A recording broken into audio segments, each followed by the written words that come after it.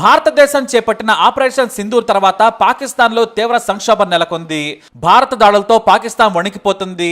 పాకిస్తాన్ ఎంపీలు ప్రభుత్వాన్ని తీవ్రంగా విమర్శిస్తున్నారు. దీంతో దేశంలో భయాందోళన వాతావరణం నెలకొంది. ఒకవైపు భారత్ దాడులతో వణికించేస్తుంటే మరోవైపు స్వదేశంలో పాక్ ప్రభుత్వానికి తలనొప్పి తప్పడం లేదు. పీటీఐ పార్టీ కార్యకర్తలు జైల్లో ఉన్న మాజీ ప్రధాని ఇమ్రాన్ ఖాన్ ను విడుదల చేయాలని నిరసనలు చేపట్టారు. తాజాగా పాకిస్తాన్ ఎంపీ ప్రధానిని తీవ్రంగా విమర్శించారు. షహబాజ్ పిరికివాడు, భారత ప్రధానమంత్రి నరేంద్ర మోడీ పేరును కూడా ఆయన పలకలేడని అన్నారు. అదే సమయంలో టిప్పు సుల్తాన్ ఓ కోట్ను కూడా చెప్పారు. సింహాల సైన్యాన్ని నక్క నడిపిస్తే వారు పోరాడలేరు, వారు యుద్ధంలో ఓడిపోతారు అని అన్నారు. సరిహద్దుల్లో ఉన్న మన సైనికులు మనం ధైర్యం చూపించాలని ఆశిస్తారు. కానీ ప్రధానమంత్రి స్వయంగా పిరికివాడైనప్పుడు, భారతదేశ ప్రధాని పేరు కూడా పలకలేనప్పుడు ముందు వరుసలో తమ ప్రాణాలను పణంగా పెడుతున్న వారికి ఏం సందేశం పంపుతారు అని విమర్శించారు ఎంపీ. ఇక మరో ఎంపీ తాహిర్ ఇక్బాల్ అయితే కన్నీళ్లు కూడా పెట్టుకున్నారు. పార్లమెంట్ సాక్షిగా ఓ దేవా ఈ రోజు మమ్మల్ని రక్షించు అని వేడుకుంటున్న వీడియో కూడా వైరల్ అయింది. దేశాన్ని చుట్టుముట్టిన అశాంతి గురించి ఆందోళన చెందుతూ దేవుడి రక్షణ కోసం ప్రార్థించారు. మొత్తానికి పాకిస్తాన్ ఇప్పుడు అల్లకల్లోలంగా మారింది. ఇక ఎలాగూ బోర్డర్లో మనం ఏం చేయలేమని పాకిస్తాన్ ఇప్పుడు కొత్త ఆలోచనలకు తెరలేపింది. పాకిస్తాన్ ఇంటర్నెట్ ద్వారా భారతీయులకు హాని కలిగించడానికి కొత్త కుట్రను పన్నుతోంది. ఓ నివేదిక ప్రకారం పాకిస్తాన్ ఇప్పుడు భారతదేశంపై సైబర్ దాడికి సిద్ధమవుతుందని ఓ పక్క బోర్డర్లో పాకిస్తాన్ సైనికులు బిక్కుబిక్కుమంటూ ఉన్నారు. ఎందుకంటే పాకిస్తాన్ ను భారత్ కోలుకోలేని దెబ్బ కొట్టింది. ప్రస్తుతం ఏమీ చేయలేక ఇప్పుడు ఇంటర్నెట్ ద్వారా భారతీయులకు హాని కలిగించడానికి కొత్త కుట్రను పన్నింది.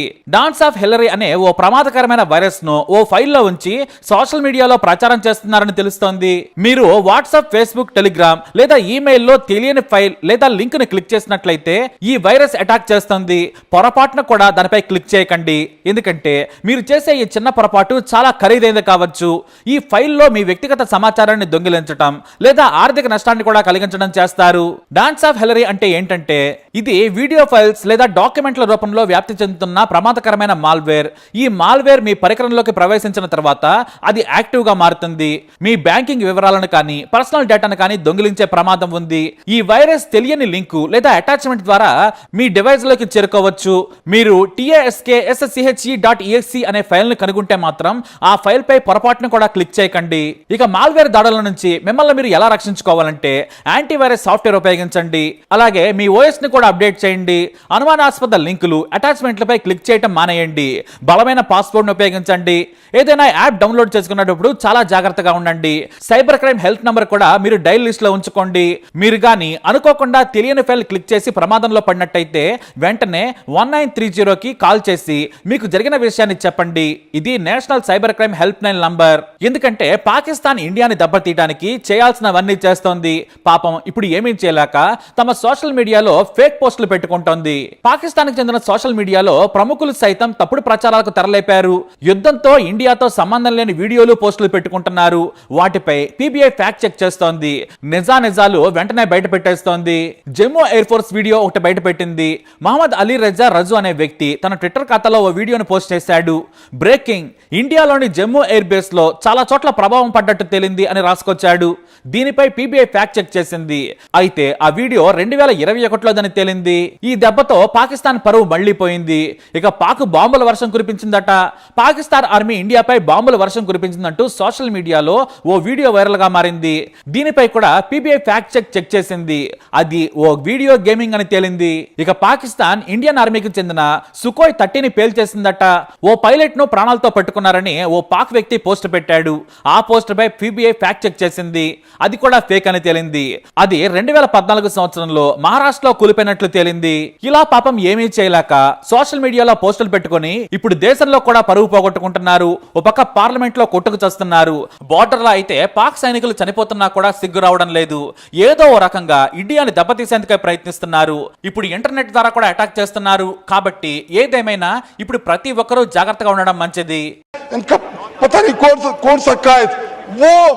इंडिया के इन मामलात के ऊपर एक स्टेटमेंट नहीं आई. जनाब डिप्टी स्पीकर साहब, मुझे टिप्पू सुल्तान के वो एक कॉल याद आ रहा है कि अगर एक लश्कर, तो इसलिए जनाब स्पीकर ये बात वाज़ा कर देनी चाहिए, हमारी कौम यकजा है. मैं इन सब से कहूंगा कि मिल के चलो और अपने रब से रजू करो. रब काबा, हम तेरे आगे दरख्वास्त करते हैं इस मुल्क की हिफाजत फरमाना जो तूने हमें अता किया है, और ये नबी सल्लल्लाहु अलैहि वसल्लम की दुआओं का है। आपने कायदे आजम को इंग्लैंड में मुलाकात की, ख्वाब में आए और उनको कहा कि जाओ वापस और जाके पाकिस्तान का मामला हल करो।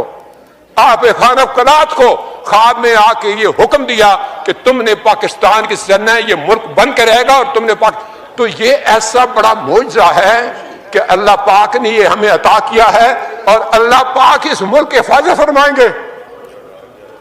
दुनिया में जहां भी देखें शायद हमारी कमी है, हम मजबूर हैं, हम गुनाहगार हैं, लेकिन रब्बे काबा हम तेरे हबीब के उम्मती हैं, खुदा का वास्ता हमसे रहम का मौला फरमा।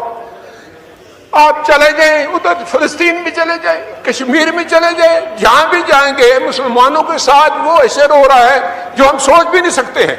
तो तू हमें माफ कर दे, हम तेरे आगे सर झुकाते हैं, माफी मांगते हैं। नहीं, इसमें दो राय नहीं है मौला कि हम बड़े गुनाहगार हैं, लेकिन तेरी रहमत बहुत वसी है, तू रहमत का एक जर्रा भी भेजेगा हमारी तरफ तो इंशाल्लाह हमारी कामयाबी होगी।